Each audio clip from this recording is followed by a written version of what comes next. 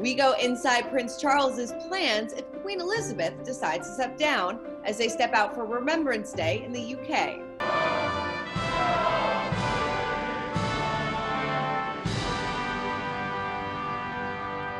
Harry and Meghan lay flowers of their own after the palace denies his request to lay a wreath on his behalf. Remembrance Day for me is a moment for respect and for hope. Respect for those who came before us and hope for a safer world. Plus, author Bryan Kozlowski breaks down his new book all about Queen Elizabeth's royal rules. When she shakes people's hands, if anybody is kind of like grabbing onto her hand for a little too long, for a little too awkward period of time, she will literally give their hand back to them. We've got that plus so much more in today's Royally Us. Hello to our fellow royal lovers and welcome to Royally Us. I'm Christina, that's Molly, the host of the Diva Behavior Podcast. Hi, Molly. Hi, Christina. How are you? Doing good. How about you? I'm doing good. Feeling great. Good, good. Well, we've got a lot of royal news to get to, but of course we have to check in with our royal viewers, our royal watchers, who like always have a lot to say. Let's kick it off with Madeline says, our queen will abdicate when she leaves this world. She made a vow she will keep to it. British royalty is like no other. Now this, of course, was our story last week when there was reports going around that she may step down from the crown, but you know, like you said last week, she made a pledge that she was going to do this until her life was over. Yeah, it seems like something that she's very, very passionate about. And I don't know, I guess it would take a lot for it to change her mind. It would. But we do have some reports coming up a little bit later on about what Charles's plan would be like if she decides to step down. But like we said, I don't know if that's going to happen. Next one comes from Christina. Says Prince William did not tell the general public he had tested positive for COVID-19, but everyone he had come into contact with for the previous week was informed and asked to take a COVID-19 test. I think he kept his condition secret from the public so as to not cause distress, given that his father had also tested positive. I agree. I think that he didn't do that because of, of causing chaos. But, we said this last week, it would be nice if he kind of came out and talked about it now that we all know about it. Right. It does sort of set a little bit of a strange precedent for the royal family disclosing medical issues or not disclosing medical issues, because normally I think historically they always have sort of notified the public when something's going on. So yeah, it's interesting. It is very interesting. And last one goes to Sabina Landing, says 9 months. Every move Meghan makes is highly calculated. Now this, of course, is postponing their trial against the British tabloids 9 months till next October. So a lot of people were speculating maybe she has a baby on board. Right. I mean, I don't think that the British court is on board with any sort of diabolical plan to slowly drip news to the public about Meghan's pregnancy. So I don't know if it's actually intentional. I don't know if it's actually intentional either. It may have just been a coincidence. So who knows? We'll have to wait and see. All right. Well, it is time for our royal roundup, our royal news of the week. And we have to kick it off with the royal family stepping out for Remembrance Day. Obviously, it looked a little bit different this year with everything going on with COVID-19, but still, they were out there laying wreaths in remembrance and honoring the fallen. Right. It's always a very solemn service. They have 2 minutes of silence each year to remember the fallen soldiers, like you said. And this year, I guess the only thing that was missing was the crowds and the veterans who usually come. And Meghan and Harry obviously were missing too. Right. Yeah. But it was interesting to see, you saw Kate and Duchess Camilla up on the balconies. They're very socially distanced. Queen Elizabeth up on the balconies, obviously very socially distanced. So it's not what we're used to, but still, they all stepped out. Mm-hmm. And Kate wore a really great new military coat. I love when she wears that. She looked gorgeous. So she looked so good. And she also had a little something borrowed from the Queen too, right?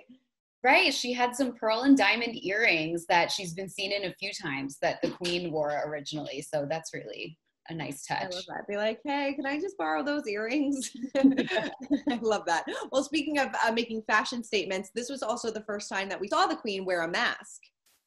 Yes, she wore a black mask with white trim, and the speculation is that it was created by Angela Kelly, her dresser. Mm-hmm. So it is, I guess second lockdown in London, they decided better late than never, might as well put the Queen in a mask. Definitely, especially when she was around so many people and kind of being out and about, and it's kind of have to, yeah. Especially with everything going on. But You know, in the midst of all of this, it really was Harry and Meghan who made headlines after it was revealed that the palace denied his request to lay a wreath on his behalf. So what do you think about this? I mean, do you think that the palace was right in doing so? Do you think that they should have done it? I mean, he's not a member of the royal family anymore. He's not a member of the royal family anymore. So I understand it from that perspective, but I also think that the palace is not doing itself any favors in terms of not making Meghan and Harry the center of the story, because now the story revolves around Meghan and Harry not being there. And I think if they had just laid the wreath down, that wouldn't have happened. Right. Yeah, no, that's true. I mean, I would imagine that if everything, you know, if the world was normal again, they would have probably traveled back for this event. This is obviously something that is very important to Harry, given his military background. So I would imagine that he would have been there. But, you know, I don't know. I'm torn about this because, you know, they are so by the book and have to be so follow every single rule. And this was kind of, you know, breaking the rules a little bit. Yeah. And it's one of those things where, yeah, logically it makes sense, but Harry may not be a senior member of the royal family anymore, but he is the member of the royal family that the public most associates with military service and veterans. Yeah. And that's for good reason. He is a veteran and he's made it his mission to work on behalf of veterans. So to leave him out of this, it just seems a little personal in a way. A little personal, but there were some reports that the Queen may have not been aware of the request. I don't know about that either. I mean, that's of course just speculation, but do we think that she would have agreed if it was brought to her attention? I feel like everything is really brought to her attention though. Yeah, I could see it being both ways, but I also could see her going by the book because, you know, there was a huge controversy after Princess Diana's death where she didn't want to fly the flag at half-mast because no one had ever had that done for them before. And it took a week for her to finally do that. So I could kind of see her not playing hardball, but just, you know, sticking to the book. Well, Harry and Meghan did step out on their own in Los Angeles. They laid flowers. They went to a cemetery, and, you know, that obviously caused a lot of press as well. Yes. And, you know, I think Meghan and Harry were in a really tough position because if they didn't do anything for Remembrance Day, people would have, you know, clucked about that. And now what they did do, people are kind of accusing them of drumming up publicity, but what else could they really have done? I don't really know. It's rough. It's a really hard spot for them to be in because, like you said, a lot of people are like, oh, this is just a photo op for them, and, you know, maybe they should have done something a little bit more private, but then we wouldn't have known about it. So they really can't win. It's really tough, you know. But Harry also took part in a podcast with other veterans talking about what military life meant to him. So take a listen to this. Being able to wear my uniform, being able to stand up in service of one's country, these are amongst the greatest honors there are in life. To me, the uniform is a symbol of something much bigger. It's symbolic of our commitment to protecting our country as well as protecting our values. These values are put in action through service. Service is what happens in the quiet and in the chaos. It's what happens in the darkness. It's what happens when people aren't looking. It's what happens on and off the battlefield. You know, I mean, we've talked about this on the show in the past, that losing his military titles when he decided to step down had to be probably the hardest pill for him to swallow. Yeah, I just can't imagine what that was like for him because it was really, according to him, the thing that gave him purpose in life and really helped him to understand his role in the world outside of the royal family. And now it's gone, and he can still talk about it, obviously, and he can still stay in contact with veterans, which he is. Yeah. But yeah, I think it's something that's going to remain tough for him, I think. Oh, definitely. All right, well, moving on to Prince Charles, who may not be known for his sense of style, but he definitely has a passion for fashion. The future king sat down with British Vogue to talk about sustainability, how sustainability influences his style.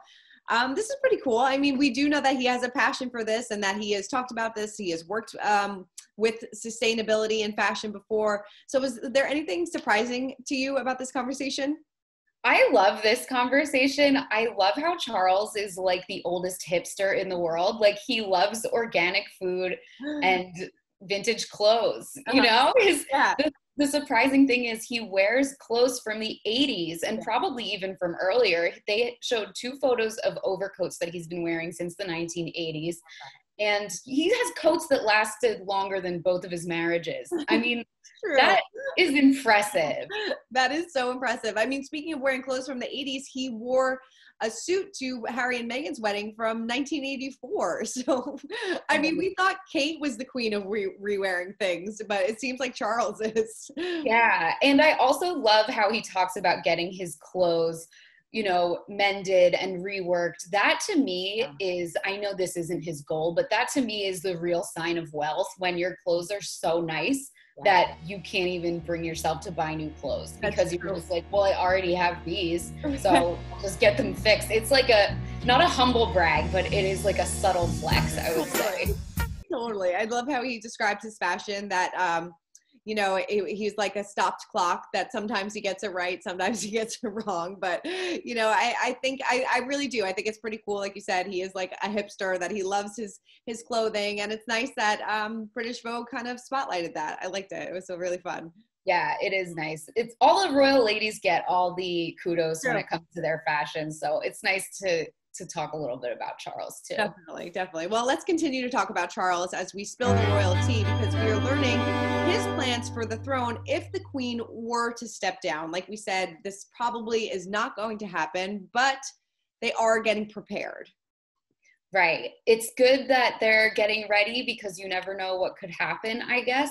And so Charles's big goal, as we've known for a while, is to slim down the monarchy, right? And to sort of make sure that it's not this giant extended family that it has been historically. Yeah, the queen is making sure that Charles and William are both very much more hands-on. We've seen William do an event with the queen recently, you know, that we hear that they're having Zoom calls regularly to kind of go over things, and you know, that the queen is very much in communication with everybody and very communicative about what is going on and what the future could hold. Because like we said, we don't know what is going to go on with COVID. We don't know if she's going to have to be behind closed doors for a number of years. We don't really know what's going to happen. And she is 94, going to be 95. So there's a lot of different factors to kind of go into this, but she is not slowing down anytime soon. Right. I mean, even if she does have to go behind closed doors, I think she's the kind of person who would keep working and working and working. Definitely. And yeah, I think the biggest thing I took away from this story was how, like you said, how close of contact Charles and William are in. And it's really nice. It's nice to see that they're sort of, you know, almost a triumvirate in a way. Yeah, totally. Yeah. If you want more information about this, make sure you pick up the latest issue of Us Weekly, because it's all in there. And in last week's issue, we were talking about how Harry and Meghan are not going to be going stateside for the holidays. And it seems like the royal family is a little disappointed in this, because they won't see baby Archie. Yeah, it's a shame. I mean, when's the last time they saw him? Last year? Oh, probably. Well, God, it has to be last year. Yeah, it has to be almost a year, because they did holidays, I think, back in California as well, or not with the royal family last year. So it's been a while. Yeah. Do you think this is going to throw more fuel on the fire for the pregnancy rumors as well? Maybe. I don't know. But, you know, with the COVID numbers rising so rapidly, I understand them not wanting to travel, especially with a young child. And if she is pregnant, definitely don't want to travel at all. But you know, I think that maybe that both sides should understand that you know, now is just not the time to hop on a plane, because then once they get there, they probably have to quarantine. Once they fly home, they have to quarantine. So just not the year for everybody. Right. And there's been so much talk in the UK about staying home for Christmas and what's going to happen. And you know that if they did fly back, they would get some bad headlines out of that too, because people would say they're setting a bad example. Everyone else has to stay home. How come Meghan and Harry get to drive or fly, you know, 5,000 miles or whatever it is? So I guess they're probably thinking ahead to that too. Yeah, definitely. All right. Well, now it is time to break down the royal rules. Literally. This week we are joined by Bryan Kozlowski, author of Long Live the Queen, 23 Rules for Living from Britain's Longest Reigning Monarch. What royal rule do you think will surprise readers the most? Gosh, I hope I don't get into a lot of trouble with this, but I had to do a lot of contrasting and comparison with other with other royals, both modern and in the past. And one person I actually had to look at a lot was Princess Diana, of course, and her very different approach to life and very different approach to how she dealt with challenges and how she thought, just how she filtered in information coming into her head. The Queen tackles those things very, very differently. And I tried to look at the information as respectfully as possible, but they are incredibly different people. And I think that might be not necessarily the most shocking, but maybe the most eye-opening of how different they were, just how different they thought. And it helps, I think, now to realize why they didn't get along so very well, why they were just two so very different people, and why there were so many heads butting at one point, just completely different philosophies of living. Right. It seems like that's probably why she and Kate get along so well, because it seems like Kate kind of goes by the royal rule book pretty much. It is. It's interesting. I mean, I have this one whole chapter about them sort of adhering to more Stoic philosophies, and it's fascinating when you look at the royals that have abided by those rules and those to be very emotionally self-contained, to not let a lot of people into your heart, not vent your feelings too much, not of course emote too often. The royals who have abided by that have tended to survive longer in that environment. Of course, the Queen has survived longest, but you know, they're very careful, especially Catherine and William are very careful today of not using sort of unfashionable terms like stoicism or stiff upper lip, but they are taking those same strategies that the Queen, you know, has always lived by, and that really were instilled in her from a very early on. I mean, we have to remember the Queen was brought up in an age, you could call it the age of the stiff upper lip. It was this roughly 100-year period in British history where Britons pretty much unanimously agreed that it was both healthier for the individual and society as a whole if people's negative emotions or negative feelings were dialed down and not given full vent, not being emotionally open and raw like we kind of like to see people be today. And that was just a very strong conviction back then. And the Queen was raised smack dab in the middle of that period. And it's very much guided how she reacts to things today. Mm-hmm. Yeah, that was interesting in the book too. You talk a little bit about Elizabeth's inner circle and how maybe, you know, the crown can sometimes be a little lonely. I feel like we don't really know too much about her inner circle at all. You know, you never hear, I mean, you don't really hear any of them going out with friends and things like that, but like, what is Elizabeth's inner circle like? It was once estimated, this number kind of has shifted over the years, but it was once estimated that, there was only about a dozen people who were intimate enough to address the Queen by her first name, which seems, you know, if you imagine your own life, that seems like a ridiculously small number. But the Queen really has never wanted or needed any more friends than that, even going back to her childhood. I mean, Margaret was kind of her sole playmate for quite a long time. And she had very good ways of kind of delineating that line between friendship and familiarity in her life. And woe betide anyone that sort of crosses into familiarity with her. She will always gently remind them that, no, you know, I don't need another best friend. Thank you very much. So she has this great way that she does this, even in something simple as like a handshake, right? So when she shakes people's hands, if anybody is kind of like grabbing onto her hand for a little too long, for a little too awkward period of time, she will literally give their hand back to them. It's like just like shoving their hand back to them, but you know, in a really polite way, but you know, take the hand. I don't need another friend in my life. And it's just, I think it's a great reminder for us, you know, be friendly to everyone, be polite and courteous to everyone. But you don't have to let everybody in. You don't have to you don't have to be familiar and open up your heart to everyone. I know I'm guilty of that, you know, just like I'll talk to you for 5 minutes and I'll tell you my whole life story. The Queen is such an exemplar of not needing to do that, of being okay of doing that, being a very authentic and genuine person without having to reveal our heart to everyone. Definitely. Love that. Wow. What are some of the Queen's beauty secrets?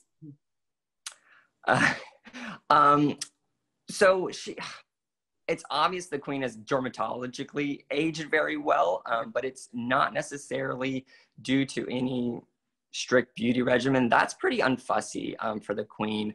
And of course, it's not due to any plastic surgery. That has always been not an option for the Queen, as it was with her mother. What you do find are two things. One is, of course, her lifelong avoidance of the sun and getting too much sun. She's been always very careful with that, to the point where Prince Philip has joshed her many times years ago about being a premature grandmother, just not wanting to sunbathe. But it's interesting when you look at Prince Philip's face today and sort of the rampant sun damage on his face, this very Germanic Teutonic complexion that he has, you can see who got the last laugh on that one. So that's obvious. So is it true that twice a year they practice what the Queen's funeral is going to be like? Yes, pretty much for over 60 years now, the Queen sits down every day and seriously thinks about her funeral. It's going to be this epic 10, 11-day event that is all already planned out, and the Queen knows every minute detail of it. Frank, it's ironic she's not going to be there for it, but she knows exactly what's going to happen. And I think it's when you know the level of involvement the Queen has for her own death and after death, it kind of starts sounding a little weird, I think, to our ears, especially to our American ears. We've gotten very good as a culture as sort of avoiding our own mortality, and which is a shame, because death, as every ancient philosopher and the world's greatest religions tell us, is that death offers us such a clear view back on life and to show us what life is all about. That's why people, of course, as they're dying, if they're near death, they seem to look back on their life with such clarity. And the great thing is that you, of course, don't have to wait until your deathbed to gain that sort of clarity. You could do sort of like the Queen does, take time every year and know kind of how do you want to exit this world. It's very important for determining how you want to live in it. I know that the royal motto is never complain, never explain. In your opinion, who has done this the best? Who has done this the worst? Okay. The best, of course, was the Queen Mother, who, as far as I know, came up with that motto. Don't quote me on that, but I think that's true. And the Queen is right along with her, coming up in second place. But the worst, I guess, in modern times, and it's awful, but I think that Meghan Markle did this so slightly. She broke that rule so slightly, almost ridiculously slightly, but it shows you how quickly things can be taken out of context, how sides can be immediately split up, either you're for her, you're against her, just because, like we mentioned before, she opened up her heart just a little bit. She was just, like Americans are just so used to being a little bit more open and vulnerable, and normally celebrities, reality TV stars are applauded for that. The royal family lives by a different standard and is held to a different standard. But it's a standard that I know I find refreshing, especially in our culture today. And I think because we find it so refreshing, I think there's lessons to be learned in our own life. How can some of those strategies be emulated? Because it has worked out so successfully for people who have maintained that role. And so yeah, it's so hard, because I've of course never been in that position. I can't imagine the burden that is under you, but you can't let people in. You can't open up your heart. You have to embrace certain stoic maxims to survive. Definitely. Who would you say is the biggest royal rule breaker of all time?